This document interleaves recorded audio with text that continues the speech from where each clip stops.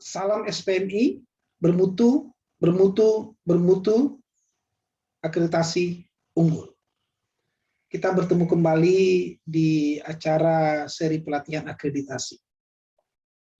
Hari ini saya akan mencoba untuk memberikan penjelasan terkait dengan banyaknya pertanyaan dari para pejuang mutu terkait dengan apa yang harus dipersiapkan oleh pengelola perguruan tinggi dan juga pengelola program studi untuk mempersiapkan perguruan tinggi dan program studi unggul. Ibu Bapak sekalian, kalau kita bicara mengenai proses akreditasi dengan menggunakan instrumen akreditasi perguruan tinggi 3,0 dan juga instrumen akreditasi program studi 4,0, di mana kita harus mempersiapkan dua dokumen besar. Untuk akreditasi perguruan tinggi, kita harus mempersiapkan laporan kinerja program studi yang disingkat dengan LKPT dan laporan evaluasi diri perguruan tinggi yang disingkat dengan LIDPT. Sedangkan untuk dokumen akreditasi program studi, ada dua dokumen yang harus kita persiapkan. Yang pertama adalah laporan kinerja program studi dan laporan evaluasi diri program studi. Kali ini kita akan membahas secara detail untuk mempersiapkan proses akreditasi perguruan tinggi dan juga program studi, apa yang harus kita persiapkan. Pada bagian pertama ini, kita akan membahas perihal hal-hal apa yang harus dipersiapkan oleh pengelola perguruan tinggi ketika perguruan tinggi itu mempersiapkan proses akreditasi. Ada 5 hal yang harus dipersiapkan oleh pengelola. Yang pertama itu adalah kepastian adanya organisasi penjaminan mutu, di mana organisasi penjaminan mutu harus dilengkapi dengan organ organisasinya dan dipastikan setiap organ organisasi penjaminan mutu itu memiliki tugas pokok dan fungsi.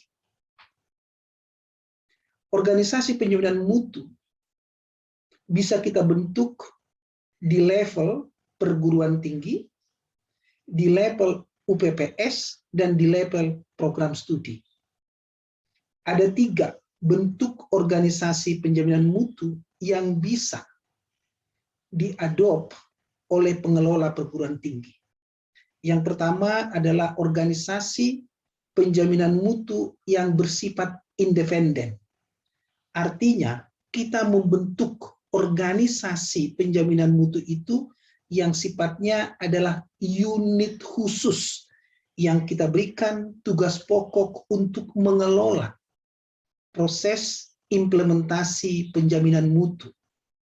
Yang kedua, pengelola perguruan tinggi bisa juga mengadop bentuk organisasinya adalah embedded atau diintegrasikan dengan manajemen perguruan tinggi yang sudah ada. Dan yang ketiga, bisa kombinasi di antara kedua-duanya. Kalau kita bicara di dalam level implementasi, maka inspirasi saya untuk di level perguruan tinggi, alangkah baiknya jikalau pengelola perguruan tinggi itu mengadop bentuk organisasi penjaminan mutunya adalah independen atau memiliki unit khusus. Bagaimana dengan di ARAS UPPS? Di ARAS UPPS, saya menginspirasi, bisa mengintegrasikan dengan manajemen yang ada di level UPPS. Tetapi harus dipastikan bahwa keterlaksanaan penjaminan mutu di level UPPS itu bisa dipastikan dengan baik meskipun pengelola perguruan tinggi mengadop bentuk yang sifatnya terintegrasi. Tapi jikalau memang memungkinkan dengan ketersediaan sumber daya, dengan cakupan penjaminan mutu, maka boleh juga UPPS itu membentuk unit khusus penjaminan mutu. Di level program studi, saya menginspirasi pengelola perguruan tinggi mengadop model embedded atau terintegrasi. Terintegrasi kepada siapa? Terintegrasi kepada program studi yang akan kita berikan amanah untuk bertanggung jawab atas keterlaksanaan penjaminan mutu. Mari kita kembali lagi apa yang harus dipastikan ketersediaannya di organisasi penjaminan mutu. Setidak-tidaknya menurut inspirasi saya, ada 3 bidang yang harus kita pastikan ketersediaannya di dalam organisasi penjaminan mutu. Yang pertama adalah bidang yang akan mengatur tentang pengembangan dan peningkatan standar. Bidang inilah yang akan memiliki tugas pokok dan fungsi untuk memastikan bahwa ada proses continuously improvement, ada proses perbaikan berkelanjutan. Bidang yang kedua, menurut hemat saya adalah bidang yang akan mengelola tentang monitoring dan evaluasi pelaksanaan standarnya. Monitoring memang bisa dilakukan terintegrasi dengan manajemen yang sudah ada, di mana proses monitoring itu seperti yang sudah kita pahami itu bisa dilakukan oleh atasan dari si pelaksana standar bersama-sama dengan penjaminan mutu yang kita berikan kewenangan kepada mereka pada proses pemantauan dan pengendalian. Untuk evaluasi sendiri, itu bisa kita integrasikan dengan ketersediaan auditor mutu internal yang dimiliki oleh perguruan tinggi, di mana proses evaluasi pelaksanaan standar itu nanti akan kita berikan menjadi tanggung jawab dari auditor mutu internal perguruan tinggi. Seperti yang kita sudah pahami, Ibu Bapak sekalian, bahwa proses evaluasi pelaksanaan standar itu kita lakukan ketika pelaksanaan standar itu telah selesai dilakukan. Bidang yang ketiga, yang menurut hemat saya perlu kita pastikan ketersediaannya dalam organisasi penjaminan mutu kita, itu adalah bidang yang akan mengelola tentang proses dokumentasi semua kegiatan pelaksanaan penjaminan mutu dan proses reportingnya, proses pelaporannya. Baik pelaporan dalam rangka pelaporan internal maupun pelaporan eksternal. Tetapi Ibu Bapak sekalian, dalam amanah terkait dengan pelaksanaan proses pembelajaran di luar program studi, yang kita kenal dengan namanya Merdeka Belajar Kampus Merdeka, maka saya menginspirasi juga dalam organisasi penjaminan mutu yang kita adopt, yang kita laksanakan di perguruan tinggi kita masing-masing, alangkah indahnya, alangkah eloknya jikalau kita tambahkan satu unit lagi, unit atau satu bidang lagi maksud saya, satu bidang yang akan kita berikan tugas pokok dan fungsinya untuk memastikan keterjaminan implementasi Merdeka Belajar Kampus Merdeka. Aspek organisasi penjaminan mutu tidak berhenti hanya adanya bidang, tetapi harus dipastikan dengan tersusunnya tugas pokok dan fungsi masing-masing organ itu untuk memastikan efektivitas di dalam roda organisasi penjaminan mutu. Ketua penjaminan mutu dipastikan tupoksinya.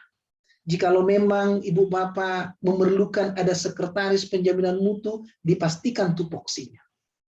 Bidang pengembangan dan peningkatan standar, kita angkat dia menjadi koordinator bidang peningkatan dan pengembangan standar, kita tentukan tupoksinya.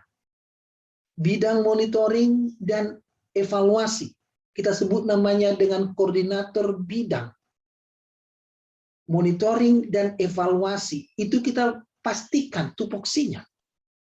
Bidang dokumentasi dan pelaporan, kita berikan dia nama koordinator bidang dokumentasi dan pelaporan, kita pastikan tupoksinya.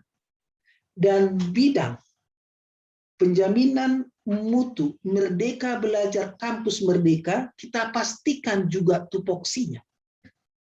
Apakah sudah berhenti sampai di situ? Tidak, Bu Bapak. Saya menyarankan setiap kita telah memerinci tupoksi masing-masing, maka kita harus membuatkan namanya indikator capaian. Jadi ketua program studi itu ketua penjaminan mutu, setiap ada tupoksinya jelas ada indikator capaiannya. Sekretaris penjaminan mutu ada tupoksinya, jelas ada indikator capaiannya. Hal yang sama untuk masing-masing koordinator bidang. Itu yang pertama yang harus kita persiapkan secara baik. Yang kedua adalah kita harus pastikan kita punya ketersediaan, ketercukupan, ketermutahiran, dan keteraksesan dokumen mutu. Dalam hal ini mutu kita maknai dengan SPMI. Artinya setiap pengelola perguruan tinggi itu harus memastikan bahwa dokumen SPMI yang mereka sudah tetapkan itu, yang nantinya akan dilaksanakan, akan dievaluasi pelaksanaannya, akan dikendalikan pelaksanaannya, dan ditingkatkan, itu harus yang termutakhir. Artinya termutakhir adalah semua dokumen kita itu harus sudah dipastikan mengakomodir perubahan peraturan dan perundang-undangan yang terkait dengan penjaminan mutu. Apa yang harus kita persiapkan? Ada 4 dokumen utama yang harus dipersiapkan. Yang pertama adalah dokumen kebijakan SPMI. Yang kedua adalah dokumen manual SPMI. Yang ketiga adalah dokumen standar SPMI. Yang keempat adalah formulir SPMI dan bisa dilengkapi dengan prosedur-prosedur SPMI. Banyak pertanyaan memang bagaimana aras ketersediaan dokumen-dokumen tersebut. Menurut inspirasi saya, dokumen kebijakan itu wajib harus ada di aras perguruan tinggi. Di aras perguruan tinggi. Bagaimana dengan di UPPS? Saya menginspirasi, jikalau memang ada kecirian khusus, ada kebutuhan khusus di dalam pengembangan UPPS, maka kebijakan SPMI itu bisa diturunkan sampai di level UPPS. Tapi jikalaupun itu hanya di level PT, harus dipastikan bahwa kebijakan SPMI yang ditetapkan di level PT itu harus mampu memayungi keterlaksanaan kebijakan SPMI di level UPPS. Bagaimana di level program studi? Tidak perlu ada yang namanya dengan dokumen kebijakan SPMI. Karena program studi itu adalah unit yang didesain sedemikian rupa dari sisi penjaminan mutu adalah area untuk memastikan keterlaksanaan penjaminan mutunya. Bagaimana dengan standar? Standar SPMI itu wajib harus ada di level perguruan tinggi. Bagaimana di level UPPS? Lagi-lagi sama kasusnya dengan kasus kebijakan SPMI. Jikalau memang tidak ada kecirian khusus, tidak ada kebutuhan khusus, maka standar memang tidak perlu harus diturunkan sampai di level UPPS. Asalkan dipastikan bahwa dokumen standar yang ditetapkan di level PT itu mampu memayungi, mampu dijadikan menjadi pedoman bagi pengelola program studi untuk memastikan keterlaksanaan penjaminan mutu. Demikian halnya dengan di program studi. Kalau demikian program studi akan memiliki apa? Sebetulnya program studi tidak memiliki standar yang spesifik untuk dirinya sendiri, tetapi dia harus memastikan keterlaksanaannya. Keterlaksanaan dari standar itu yang ditetapkan oleh perguruan tinggi. Makanya Ibu Bapak, kalau Ibu Bapak perhatikan di dalam pengisian laporan evaluasi diri program studi, laporan evaluasi diri perguruan tinggi. Ibu Bapak lihat di situ, setiap kriteria kan ada 9 pertanyaan. Kecuali kriteria 1 ada 7 pertanyaan, kriteria 9 itu ada 6 pertanyaan. Di kriteria 2 dan kriteria 8, kalau Ibu Bapak perhatikan dengan sangat seksama, pertanyaan ketiga di LIDPT itu adalah standar dan strategi pencapaian. Standar yang ditetapkan oleh PT dan strategi pencapaiannya. Sementara kalau kita lihat di LIDPS, pertanyaan nomor 3 itu bukan dikatakan standar, PT dan strategi pencapaian, bukan, tapi adalah strategi pencapaian standar yang ditetapkan oleh PT. Jadi UPPS itu sebetulnya Ibu Bapak, kalau kita merujuk kepada apa yang akan kita deskripsikan di instrumen akreditasi, khususnya di LID, maka akan terlihat dengan jelas ketika kita mendeskripsikan di LIDPS, maka yang diminta adalah strategi UPPS. Bagaimana UPPS merumuskan strateginya, melaksanakan strateginya untuk memastikan keterlaksanaan standar yang ditetapkan oleh PT, bukan yang ditetapkan oleh UPPS. Jadi lagi-lagi Ibu Bapak, UPPS itu bisa merujuk kepada standar yang ditetapkan oleh PT. Namun harus dipastikan, standar yang ditetapkan oleh PT itu harus mampu memayungi keterlaksanaan penjaminan mutu di level UPPS dan di level PS. Bagaimana dengan manual SPMI? Prinsipnya sama seperti standar. Seperti yang sudah kita pahami adalah setiap standar itu kita harus tetapkan standarnya. Setelah kita tetapkan, harus kita laksanakan. Maka ketika kita mau menetapkan standar, perlu ada manual penetapannya. Ketika kita mau melaksanakan standar, kita perlu manual pelaksanaannya. Ketika kita sudah selesai melaksanakan standar, kan kita harus mengevaluasi pelaksanaannya. Kita perlu manual evaluasi pelaksanaannya. Dan ketika kita sudah selesai melakukan evaluasi pelaksanaan standarnya, kita harus mengendalikan pelaksanaannya. Maka kita perlu manual pengendaliannya. Dan yang terakhir kita perlu meningkatkannya, perlu manual peningkatan. Maka manual ini Ibu Bapak ada satu dokumen yang betul-betul kita perlukan untuk memberikan petunjuk, memberikan jelas tahapan lebih tahapan, menunjukkan dengan jelas mekanisme apa yang harus kita lakukan dalam rangka memastikan PPEPP.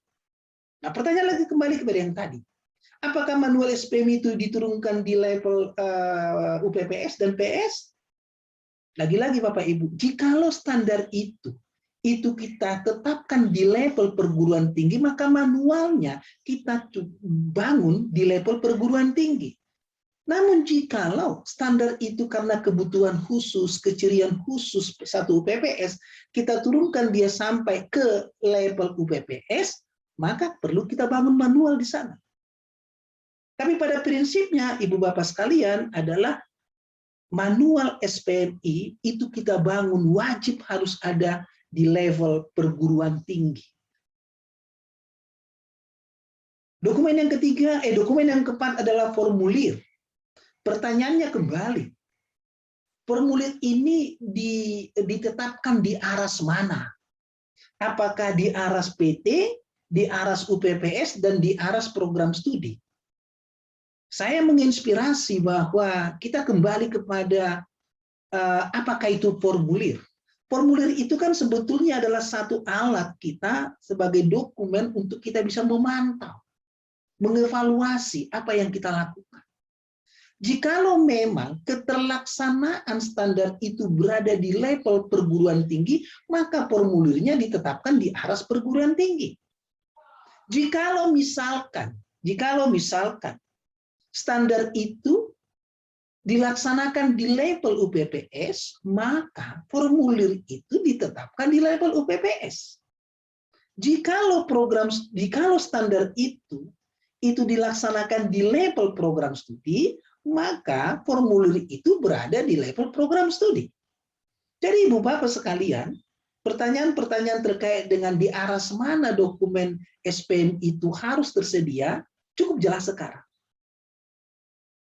Jadi kalau saya summary-kan, saya simpulkan, kebijakan itu wajib di level perguruan tinggi, demikian dengan standar, demikian dengan manual, tetapi formulir itu kita harus turunkan sampai di level di mana standar itu akan kita laksanakan. Bagaimana prosedur? Mengikuti hal yang sama.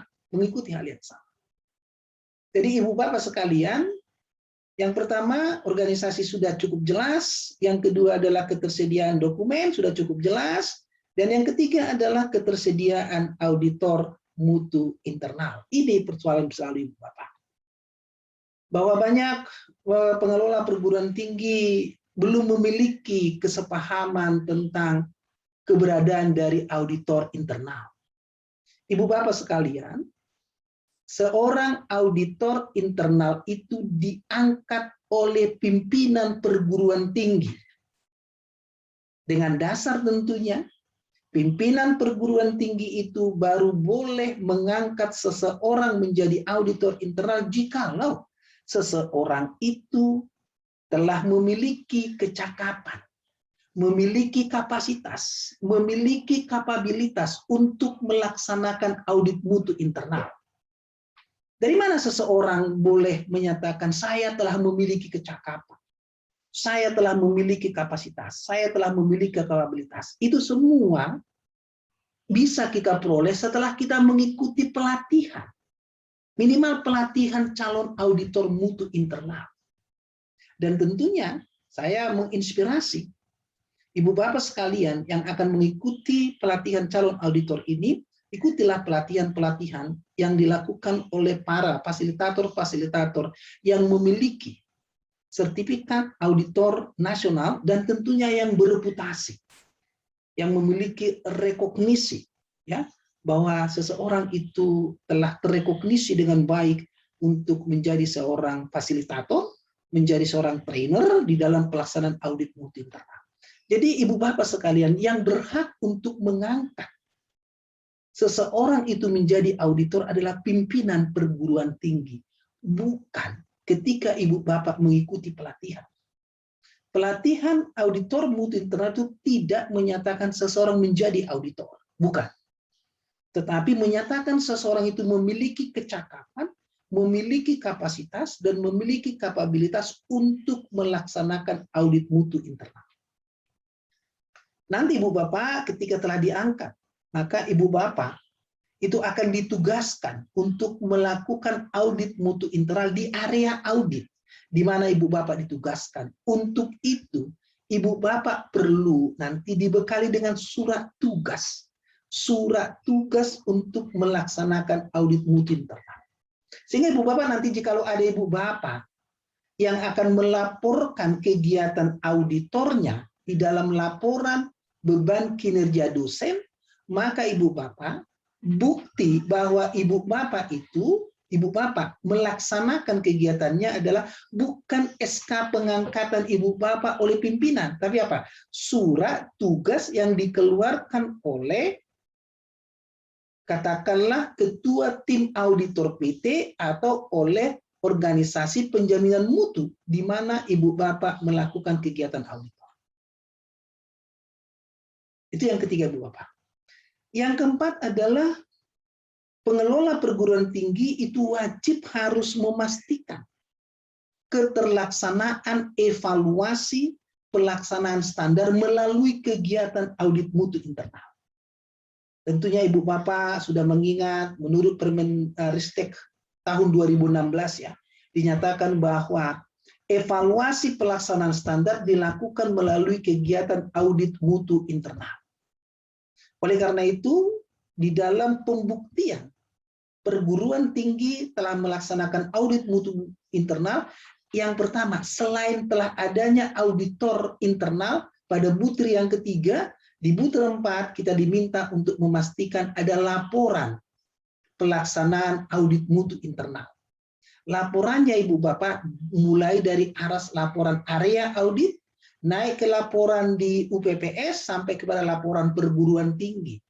Tapi harus dipastikan bahwa ketika kita mempertanggungjawabkan bahwa pengelola perguruan tinggi itu telah melaksanakan AMI, maka bukan hanya laporannya yang harus kita pertanggungjawabkan.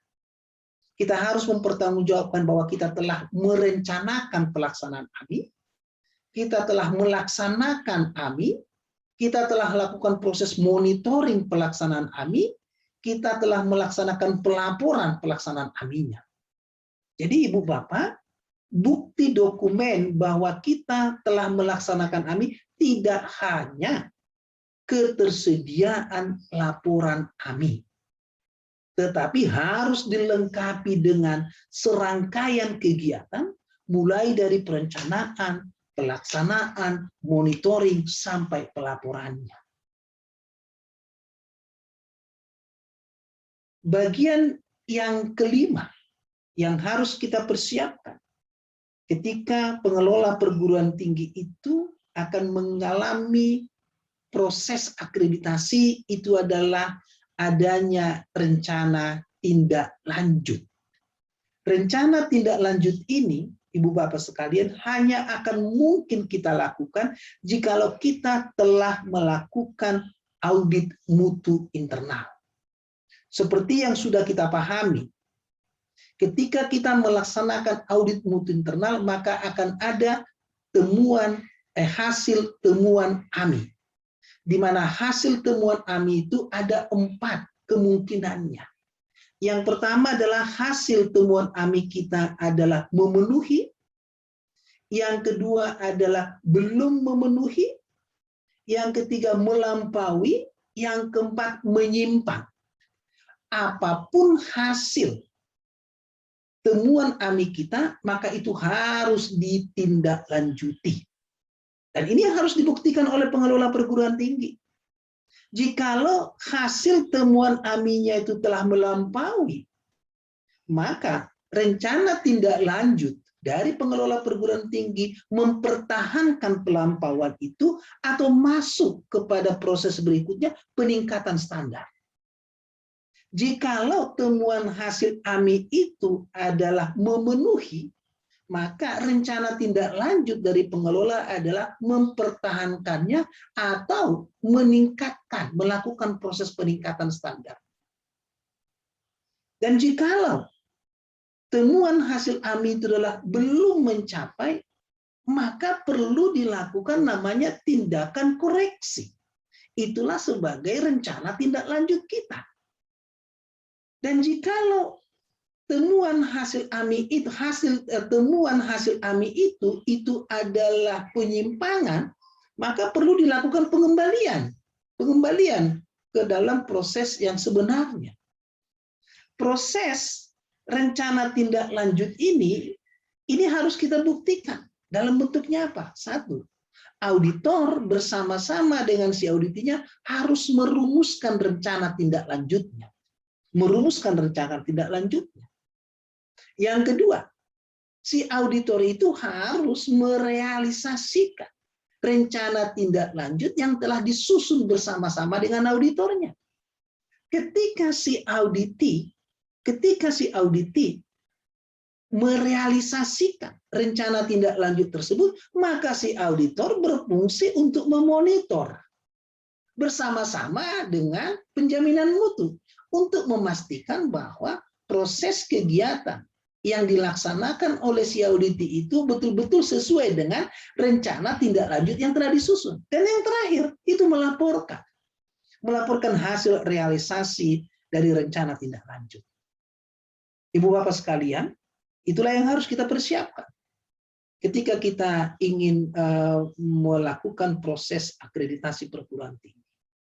Kalau kita simpulkan Ibu Bapak ada 5. Satu adalah kepastian adanya organisasi penjaminan mutu, kepastian ketersediaan, keterkecukupan, ketermutahiran dari dokumen SPMI kita, ketersediaan dari auditor mutu internal kita, ketersediaan laporan pelaksanaan audit mutu internal sebagai bukti bahwa pengelola perguruan tinggi telah melaksanakan AMI, dan yang kelima, keterlaksanaan rencana tindak lanjut. Ibu Bapak sekalian, itu menjadi perhatian kita, dan itu akan menjadi syarat perlu bagi pengelola perguruan tinggi untuk mengikuti proses akreditasi. Mudah-mudahan penjelasan yang singkat ini akan memberikan pemahaman baru kepada kita, memperkaya informasi Ibu Bapak tentang hal-hal apa yang harus dipastikan oleh pengelola perguruan tinggi. Sampai kita bertemu di topik berikutnya yang lebih menarik lagi tentang akreditasi. Apa-apa yang harus kita persiapkan pada saat Ibu Bapak mempersiapkan diri untuk menyusun instrumen akreditasi perguruan tinggi atau menyusun instrumen akreditasi program studi. Sampai ketemu di topik berikutnya. Salam SPMI, bermutu, akreditasi unggul. Terima kasih.